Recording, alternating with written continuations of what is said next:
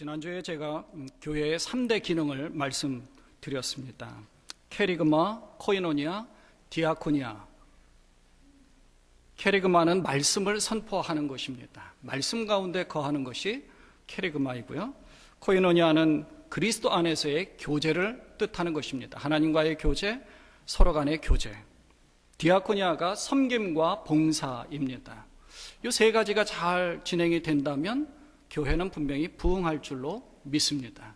근데 제 마음속에 한 가지 조금 마음에 걸리는 것이 있으면서 이 말씀이 지난 한 주간 내내 자꾸 생각이 나는 겁니다. 정말 부흥을 향한 열망과 기도가 정말 우리에게 필요한데 이 말씀이 저게 한 주간 많이 이제 생각이 되어지고 또 하나님께서 저에게 이 말씀을 여러분의 교회에 말씀을 드리라고 생각되어져서 말씀을 드립니다. 사실 개척교회 목사인 네가 무슨 자격이 있어서 이런 말씀을 드리냐, 저는 사실 할 말이 없습니다.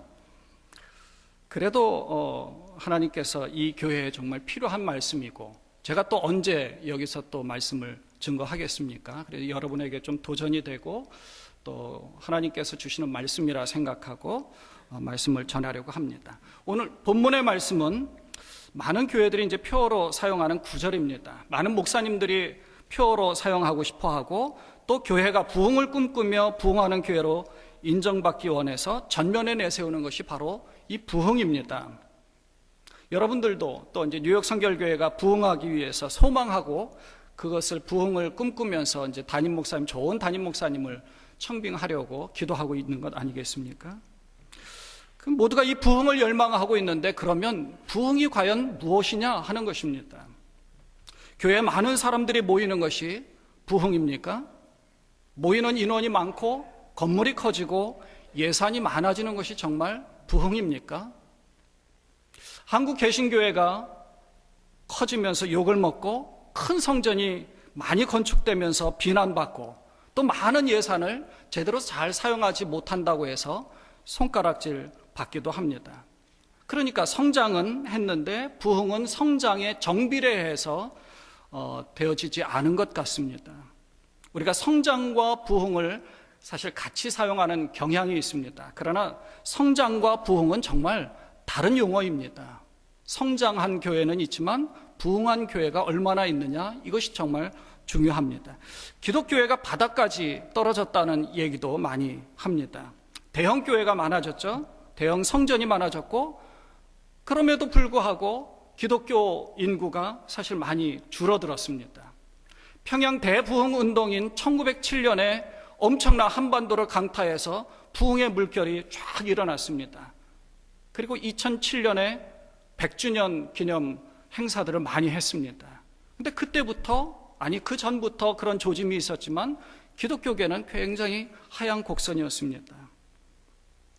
그래도 저는 아직도 부흥을 꿈꾸고 부흥을 소망하는 그리고 부흥을 실천하는 많은 목사님들이 정말 소수의 무리지만 그래도 그런 목사님들이 계시고 그런 교회가 있기에 아직도 소망이 있다고 믿습니다. 이 교회의 범주 안에, 신실한 교회의 범주 안에 뉴욕 성결교회가 포함되기를 또 소망합니다. 부흥이라는 단어는 성경에서 본문에서 유일하게 사용하고 있습니다. 이제 성경의 다른 곳에서는 리바이벌, 영어로 이제 리바이브, 리뉴라고 해서 다른 곳에서 사용하는데 NIV에서는 리뉴라는 말을 사용을 하고요.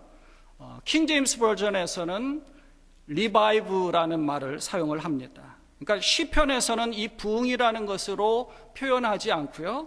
우리의 영을, 주께서 우리를 다시 살리사라고 번역을 합니다. 이사야서 57장 15절에 보면 겸손한 자의 영을 소생시키며 통회하는 자의 마음을 소생시킨다라고 부흥의 정의를 내려주었습니다. 호세아서 6장 2절에는 여호와께서 우리를 살리시며 우리를 일으키시니라고 표현되어 있습니다. 그러니까 부흥이라는 말로 표현한 것은 하박국서에서만 부흥이라고 이야기했지만 다른 곳에서는 다시 살린다, 다시 소생시킨다라는 말로 많이 사용한다는 것입니다. 근데 부흥을 열망하는 이 하박국 선지자 이 시대가 어떠냐 하면, 하박국의 시대는 이스라엘의 죄가 무르익어서 하나님의 심판이 코앞에 다다른 시점입니다. 그래서 바벨론이 막 침략해서 이스라엘을 멸망시키기 바로 직전입니다. 뒤숭숭하죠. 보통 다른 선지자들은 이스라엘이 하나님 앞에 범죄하였기 때문에 멸망할 것이다 라고 하나님의 말씀을 그대로 전하는데, 하박국 선지자는 그것을 하나님 앞에 질문을 합니다. 자기 백성을 다루는 것이 의문이 드는 거예요. 하나님, 왜 어찌하여 이런 일들이 일어납니까? 하나님 앞에 질문을 하는 거죠. 하박국 1장 2절에서 이렇게 이야기합니다. 여호와여, 내가 부르짖어도 주께서 듣지 아니하시니 어느 때까지이리까? 내가 강포로 말미암아 외쳐도 주께서 구원하지 아니하시나이까? 어찌하여 내게 죄악을 보게 하시며 패역을 눈으로 보게 하시나이까? 겁탈과 강포가 내 앞에 있고 변론과 분쟁이 일어났나이다. 그러니까 하박국이 하나님 앞에 따지듯이 물어봅니다.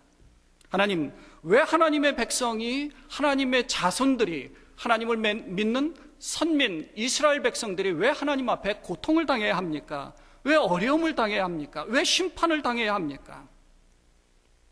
하나님이 여기에 대해서 분명하게 말씀하는 거죠. 내 백성이 죄가 가득해서 심판하려고 한다. 그러니까 심판받을 만한 명백한 죄를 조목조목 하박국 선지자에게 가르쳐 줍니다. 그러니까 이 하박국서 2장에서는 5가지 화 있을진저 하면서 이 심판당할 사람들에 대해서 말씀하시는데요. 5가지입니다. 2장 6절에 보면, 여러분 성경 보십시오. 탐욕과 약탈을 일삼는 자에게 분명히 화가 있을 것이다. 심판이 있다고. 2번째, 9절에서는 부당한 이득을 취하는 자들에게 심판이 있을 것이다. 12절에 보니까 불의로 성을 건축하는 것에 대해서 화가 있을 것이다. 왜냐하면 14절에서 말씀하는데요, 우리가 찬양을 많이 하지 않습니까? 물이 바다를 덮음같이 여호와의 영광만을 인정해야 되는데, 성을 건축하는 것이 바벨탑을 쌓는 것과 같이 자기를 내세우려고 하고 있다는 것입니다. 여호와의 영광만을 인정해야 된다는 것이죠. 4번째, 15절에서 이웃의 약한 자들을 괴롭히면서 수치스럽게 만들고 있다. 약한 자들을 돌보지 않는다. 그 지역의 모든 사람들을 잘 돌보아야 되는데 주님이 심판하신다는 거예요. 마지막으로는 19절에 보니까 나무나 돌을 우상 숭배하는 자가 화가 있을 것이다. 그래서 20절에 오직 여호와는 그 성전에 계시니 온 땅은 그 앞에서 잠잠할지니라. 여호와 하나님 앞에 잠잠해야 된다는 것입니다. 하나님 앞에 모든 영광을 하나님께만 드리고 하나님을 인정해야 된다는 것이죠. 이렇게 말씀하는 거예요. 근데 이스라엘이 이런 범죄들을 다 가지고 있어요. 그래서 하나님이 심판한다는 거죠. 그러니까 하박국 선지자는 이 말씀을 들으니까 책망받을 만하고 심판당할 만하다, 이해가 됩니다.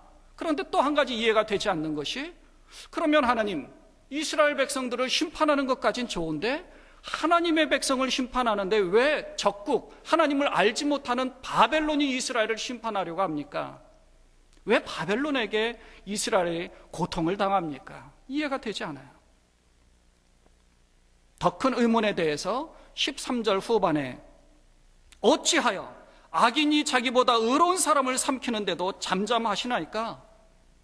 악한 자를 왜 하나님이 사용하시고 의인이 고통을 당해야 합니까? 어찌하여?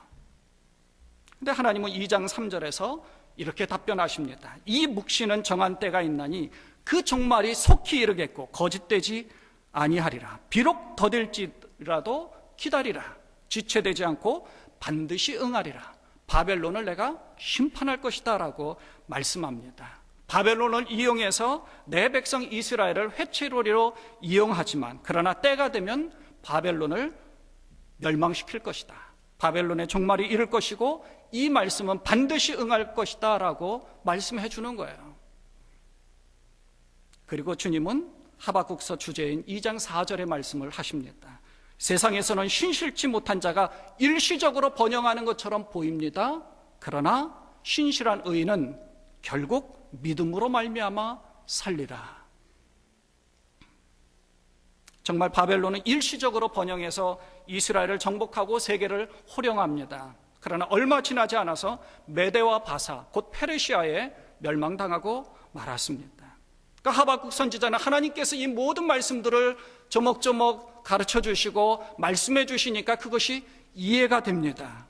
그래서 그 답변을 듣고 가서 3장에서 오늘 본문에 공의로우시며 인자하신 하나님을 찬양하며 하나님 앞에 기도 올리는 것이 오늘 본문의 말씀입니다.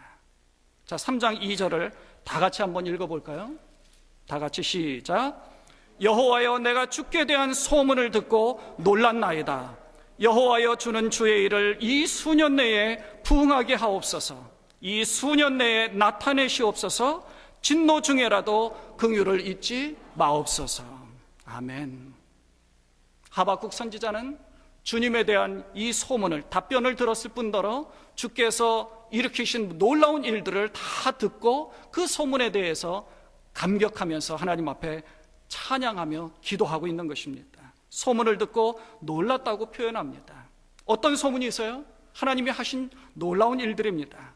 이스라엘 백성들을 출애굽시켰는데 홍해를 가르는 일들이 있었습니다. 요단 동편의 아모리 왕들을 전멸시킨 소문이 있었습니다. 그 얘기를 듣자, 그 소문을 듣자 마음이 녹았고 정신이 잃었는데 위로는 하늘에서도 아래로 땅에서도 하나님인 것을 고백한 사람이 있잖아요. 누구예요? 상천하지의 하나님이라고 고백한 기생 라합이 있지 않습니까?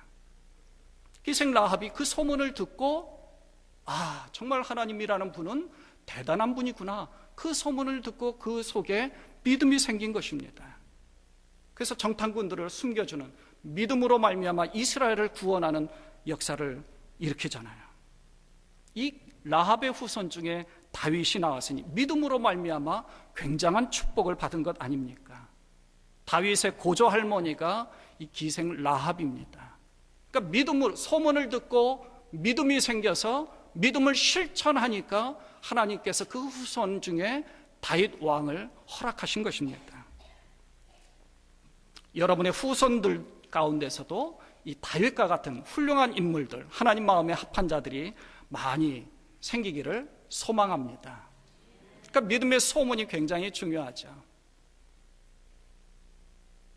제가 오래전에 한 10여 년 전에 우리 목회자 잡지 중에 이제 어떤 내용이 생각이 났습니다. 소문에 대한 것입니다. 소문이 굉장히 중요하거든요. 어떤 일이 있었느냐면 어떤 소문으로 인해서 교회가 이제 분열 직전까지 갔다고 합니다. 그 교회에 어떤 일이 있었느냐면 어떤 권사님 한 분이 꿈을 꿨는데 담임 목사님이 이성과 같이 있는 것이 꿈에 보였어요. 그래서 이거 담임 목사님을 위해서 좀 기도해야 되겠구나. 그래서 새벽 기도에 와서 하나님 앞에 엎드려서 기도합니다. 하나님, 우리 목사님을 이성의 유혹으로부터 벗어나게 해 주옵소서. 하나님 앞에 간절히 기도했어요. 근데 이걸 속으로만 기도하고 그러면 됐는데 겉으로 얘기하면서 하나님 앞에 기도하니까 그 어떤 집사님이 옆에서 그 기도 소리를 들었습니다. 이게 무슨 소리야? 우리 목사님이 이성과에 무슨 문제가 있었나? 그래서 다른 분에게 이 얘기를 합니다. 그래서 삽시간에 교회에 쫙 퍼졌죠. 우리 목사님이 이성과에 문제가 있대. 그러니까 이 소문이 굉장히 카더라라는, 여러분 카더라 통신 잘 아시죠? 카더라 그러니까 삽시간에 쫙 퍼졌습니다. 교회 장로님들에게, 당회 장로님에게 알렸어요. 당회 장로님이 목사님을 불러다가, 목사님, 이성과 이런 문제가 있다는 걸 알고 있는데 목사님 단호하게 끊으십시오. 목사님 갑자기 이게 무슨 소리입니까? 목사님은 숨기셔도 다 알고 있습니다. 그러면서 이제 쫙 이야기를 하는 것입니다. 그래서 나중에는 그 오해가 풀리기는 했지만 이런 문제들이 발생했다는 것이죠. 그 성도들은 막 이야기를 할 때 목사님이 그런 문제가 있는 것을 당회가 방치하고 있다. 또 성도들 가운데 당회가 목사님을 그것을 변호하고 있다. 당회하고 목사님은 한편 아니냐 하고 교회가 굉장히 시끄러웠었다고 합니다. 카더라 통신은 아님 말고라는 무서운 무기까지 장착하고 있으니까 무서운 겁니다. 여러분, 소문이라는 것이 이렇게 무섭습니다. 그래서 소문의 근거지가 무엇이냐. 어떤 교회는 그래서 좀 연세 있으신 장로님 중에 신실하신 목사님, 장로님이 그 소문의 근거지를 파헤쳐서 그 부분에 대해서 확실하게 해명하거나 오해가 있거나 이런 것들을 잘 해결하고 넘어간다고 이야기합니다. 여러분, 야고보서 3장 8절에 이런 말씀이 있습니다. 혀는 능히 길들일 사람이 없나니 쉬지 아니하는 악이요 죽이는 독이 가득한 것이라. 이 혀가 정말 중요합니다. 그러니까 교회는요, 마귀가 어떻게든 교회를 무너뜨리고자 하는 마음들이 많이 있기 때문에 사람들을 이용합니다. 듣는 것보다 말을 더 많이 하게 합니다. 사실 우리는 2귀로 듣고 그 절반만 말을 해야 되는데 바뀌었어요. 2귀로 듣고 4개의 말을 하는 것입니다. 그러니까 2배가 이렇게 바뀐 거예요. 그런데요, 반면에 좋은 소문은 정말 사람을 살립니다. 조금 전에 말씀드린 것처럼 라합이 그 소문을 듣고 살아나지 않았습니까? 집안이 잘 됐어요. 후손이 잘 됐습니다. 이스라엘이라는 한 나라를 살리게 되었습니다. 예수님의 소문으로 12해를 혈루증 앓던 여인이 믿음이 생기지 않았습니까? 예수님에게 다가가서 옷자락만 만져도 그 믿음으로 말미암아 다 나았습니다. 수많은 사람들이 예수님의 소문으로 인하여서 병이 낫기도 하고 예수님을 만나고자 하는 간절한 소망이 그 속에 많이 생겼던 것입니다. 데살로니가 1장 8절에 바울은 데살로니가 교인들을 칭찬하면서 이렇게 말씀합니다. 하나님을 향하는 너희 믿음의 소문이 각처에 퍼졌으므로 우리는 아무 할 말이 없도다. 너희 믿음의 소문이 퍼졌으니까 내가 너희에게 뭔가 지적할 것이 없다는 거예요. 교회는 이처럼 좋은 소문이 나야 합니다. 믿음, 소망, 사랑이 넘쳐야 하는 것이죠. 교회의 3대 기능인 캐리그마가 있어야 하고요, 코이노니아가 잘 되어야 하고요, 디아코니아, 섬기고 헌신하고 희생하고 자기를 낮추고 상대방을 높이는 마음들, 그것이 있어야 하는 것입니다. 근데 어떤 분들은요, 자기 할 말을 더 많이 합니다. 상대방의 말을 들으려는 것보다. 어떤 사람이 정말 마음이 아파서 찾아가서 상담을 하려고 합니다. 그 상담을 할 때 가장 필요한 게 뭐예요? 첫째는 경청입니다. 상대방이 말하는 것만으로도 어느 정도 그 속에서 좀 해결이 되는 거예요. 두 번째는 공감입니다. 같이 공감을 해줘야 되는 것이죠. 그래 그냥 듣고 마는 것이 아니라 그 안타까운 마음을 나도 공감해서 같이 아파주고 같이 울어주고 같이 눈물을 흘리면서 하나님 앞에 같이 기도하는 것. 이게 중보기도의 가장 중요한 것이죠. 이게 코이노니아입니다. 뉴욕 성결교회가 정말 소문난 교회가 되었으면 좋겠습니다. 부정적이고 정말 네거티브한 소문이 아니라 포지티브한, 좀 긍정적이고 좋은 소문. 당회는 정말 하나님 앞에 겸손한 분들이 계시다. 온 성도들이 당회 장로님들을 존중하고 존경하고 장로님들 하는 것을 지지한다.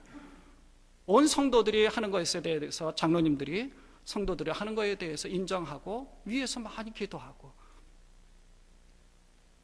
누가 이 일들을 할 수 있겠습니까? 바로 여러분 자신들입니다. 부흥이란 하나님의 백성들에게 영적 생명력과 능력이 회복되는 것이 바로 부흥입니다. 하나님의 백성이 죽어가는 영적 능력이 회복되어지는 것, 죄를 깨닫고 하나님 앞에 회개하는 것, 하나님의 은혜를 깨닫고 감사의 찬양이 넘치는 것이 바로 부흥입니다. 그래서 하박국 선지자가 하나님 앞에 막 질문하고 답변을 듣고 이스라엘 백성들의 이 모든 것들을 깨달으니까 그렇구나 하고 하나님 앞에 찬양하며 하나님 앞에 기도한 것이 바로 하박국서 3장입니다. 낙심되어 있고 절망 중에 있고 죽음 가운데 있었던 이 모든 것이 부활하여 새 생명을 얻게 되는 것이 바로 부흥이라는 것입니다. 그래서 에스겔 37장에서 이런 말씀을 우리에게 영적으로 해석하도록 우리에게 말씀해 주십니다. 뼈가 가득한 골짜기가 쫙 있습니다. 주께서 에스겔을 그곳에서 보게 하시죠. 마른 뼈들아 여호와의 말씀을 들을지어다 라고 말씀하시면서 뼈들이 서로 붙기를 말씀하니까 하나님의 말씀을 대언하니 뼈들이 서로 들어맞았고요, 서로 연결되고 힘줄이 생기고 살이 붙어서 생기를 불어넣으니까 사람이 되었다는 것입니다. 중요한 것은 여호와의 명령과 말씀으로 이런 일들이 일어났다는 거예요. 바로 이런 일이 우리에게도 일어나서 죽은 것 같은 우리의 영이 다시 살아나야 한다는 것입니다. 이것이 부흥입니다. 하나님은 우리의 부흥을 원하십니다. 성장보다 더 중요한 것이 바로 부흥이라는 것입니다. 그런데 이 부흥의 키를 누가 쥐고 있어요? 하나님이 쥐고 계십니다. 사람이 아무리 노력해도 그 키를 쥐고 계신 하나님께서 부흥의 키를 활짝 열어주시지 않으면 안 되는 겁니다. 아무 소용이 없어요. 그래서 우리가 해야 할 일은 그 키를 쥐고 계신 하나님 앞에 기도하는 것입니다. 하나님 앞에 요청하는 것입니다. 여호와여, 주는 주의 일을 이 수년 내에 부흥하게 하옵소서. 하박국 선지자의 간절한 기도와 같이 기도하는 것입니다. 이 미국의 영적 대부흥을 이끌었던 조나단 에드워즈 목사님이 이렇게 말합니다. 하나님이 그의 교회를 위해 이루실 무언가 위대한 계획을 가지고 계시는데 하나님의 뜻보다 하나님의 백성들의 특별한 기도가 하나님의 계획보다 더 앞서 있어야 된다. 무슨 말입니까? 우리의 간절한 기도, 특별한 기도가 있어야 하나님께서 뜻을 가지고 계획하신다는 것입니다. 이 계획을 하나님이 안 하고 계시다는 것은 내가 하나님 앞에 요청하지 않고 있다는 거죠. 그러니까 부흥은 기도함으로 인하여서 그 응답으로 온다는 것입니다. 기도하였을 때 부흥을 경험할 수 있다는 것이죠. 그래서 예레미야 33장 2절에 보니까 너는 내게 부르짖으라 내가 내게 응답하겠고 내가 알지 못하는 크고 은밀한 일을 내게 보이리라. 놀라운 부흥을 내게 보여줄 것이다. 뭘 하라고요? 너는 내게 부르짖으라. 성경의 몇 가지 사례들을 한번 참고해 보겠습니다. 사사기를 보면은요, 이스라엘 자손이 여호와께 부르짖음에 여호와께서 이스라엘 자손을 위하여 한 구원자를 세워 그들을 구원하게 하셨다. 사사기에서 계속 반복되는 것이 그것입니다. 부르짖는 기도가 있을 때 하나님께서 출애굽시켜 주셨고요, 부르짖는 기도가 있을 때 구원자를 세워 이스라엘을 구원시켜 주셨다는 것입니다. 물론 범죄하였을 때 하나님께서 책망하시고 하나님께서 이스라엘을 심판하셨습니다. 그러니까 그 심판당한 이스라엘은 하나님 앞에 또 간구하는 거죠. 하나님 살려주십시오. 하나님 내가 잘못했습니다. 하나님 용서하여 주옵소서. 하나님 뜻을 돌이키사 구원자를 세워서 구원시켜 주신 것입니다. 사무엘상 7장에 보면 사무엘이 이스라엘 백성들을 미스바로 모이게 하여 기도합니다. 온 이스라엘은 미스바로 모이라. 내가 너희를 위하여 여호와께 기도하리라. 그들이 미스바에 모였습니다. 그날 종일 금식하고 거기에서 이르되 우리가 여호와께 범죄하였나이다.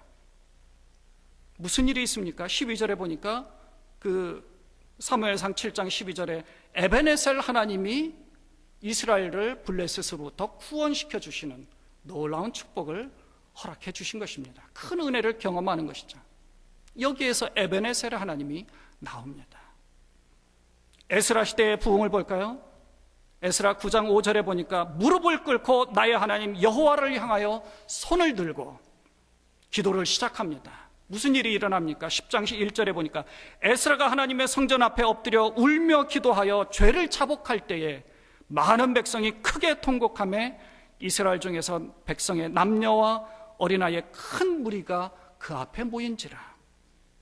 그리고 3절에 가서 하나님과 언약을 체결하면서 율법대로 말씀 가운데에서 말씀대로 살 것을 하나님 앞에 결단을 합니다. 느헤미야 때는 또 어떠합니까? 느헤미야 9장에 보면 이스라엘 자손이 다 모여 금식했다라고 말씀합니다. 자기의 죄와 조상들의 허물을 자복하고 이날의 낮 4분의 1은 그 자리에 서서 그들의 하나님 여호와의 율법책을 낭독하고 낮 4분의 1은 죄를 자복하며 그들의 하나님 여호와께 경배하는데 큰 소리로 그들의 하나님 여호와께 부르짖었더라라고 말씀합니다. 그 결과 놀라운 영적 부흥이 있었던 것입니다. 요나가 40일이 지나면 이 니느웨 성이 무너지리라라고 말씀합니다.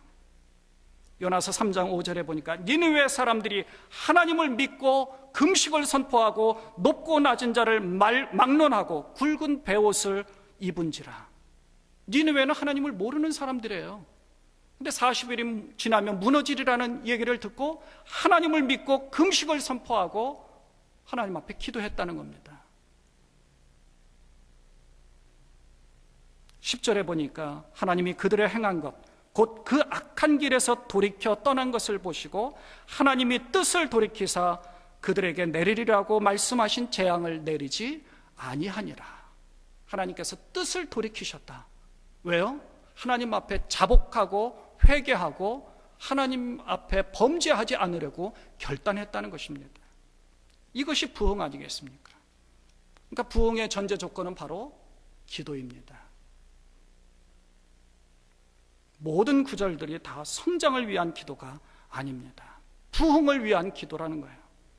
부흥을 위한 기도에는 회개가 있고 자신을 낮추는 겸손이 있고 자기를 버리는 고백이 있을 때 진정한 부흥을 경험하게 된다는 것입니다.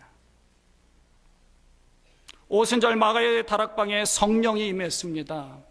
그것은 예수님이 십자가를 지시기 전 성목요일에 제자들의 발을 씻기시고 성찬식을 베푼 그 장소입니다. 물론 지역적인 차이도 있을 수 있습니다. 겸손과 사랑의 실천을 몸소 보여주신 곳, 자기의 피와 살을 먹고 마시면서 주님을 기다려라, 자신의 희생에 대한 모든 것을 보여주신 그곳에 성령이 임하였습니다. 놀라운 부흥을 경험하였던 것입니다.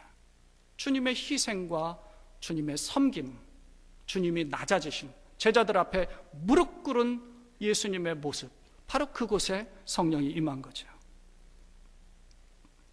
18세기 영국 사회가 교회가 타락하고 사회가 도덕성을 많이 잃어버린 그런 시점에, 그러니까 어느 정도냐면 런던의 세 집 중에 한 집이 술집이라는 겁니다. 거리에 창녀들이 들끓었고요. 여기 요한 웨슬레가 죄에 대한 각성으로 회개 운동을 일으켰습니다. 그리고 하나님의 뜻에 순종하려고 기도합니다. 그러니까 영국 국교회가 썩었다고 비판하면서 설교를 하니까 영국 국교회가 못하게 합니다. 그러니까 조지 휘필드라고 하는 사람이 그러면 교회 내에서 하지 말고 밖에서 해라 그래서 5개 집회에서 설교하면서 회개 운동을 일으킵니다. 수천 명이 그곳에 모여서 통곡하고 자기의 죄를 자복했다고 합니다. 어떤 때는 3만 명이 모여서 가슴을 치며 통곡하고 회개했다고 합니다. 영국 사회의 변화의 기점을 가져온 것이죠. 이것이 부흥입니다. 요한 웨슬레가 부흥이 일어나려면 두 가지 필수적인 조건이 충족되어야 하는데, 하나님의 주권과 인간 책임의 조화를 이루어서 하나님의 임재 가운데서 죄를 향한, 죄에 대한 자기의 결단, 그래서 죄를 통회하는 인간의 결단이 있어야 한다. 물론 장로교회에서는 전적 하나님의 예정에 대해서 이야기합니다. 우리 성결교는 하나님의 예정하심이 있는 하나님의 섭리, 하나님의 주권적 섭리가 있지만 인간의 결단이 있어야 하는 것입니다. 그것이 바로 죄에 대한 통회입니다. 오늘 본문에서 주는 주의 일을 이 수년 내에 부응하게 하옵소서 기도하고 있는데요, 이 수년이라는 것은 어떤 기간을 말하는 것이 아닙니다. 어떤 주님의 때, 적당한 때, 모든 것이 이루어진 때를 의미합니다. 그러니까 말하자면 주님의 마음에 합당한 그때에 주께서 부흥을 허락해 주옵소서라고 기도하는 것입니다. 우리는 주님 앞에 부흥을 열망하며 기도할 때에 먼저 주님 앞에 통회하고 그리고 기도해야 한다는 것이죠.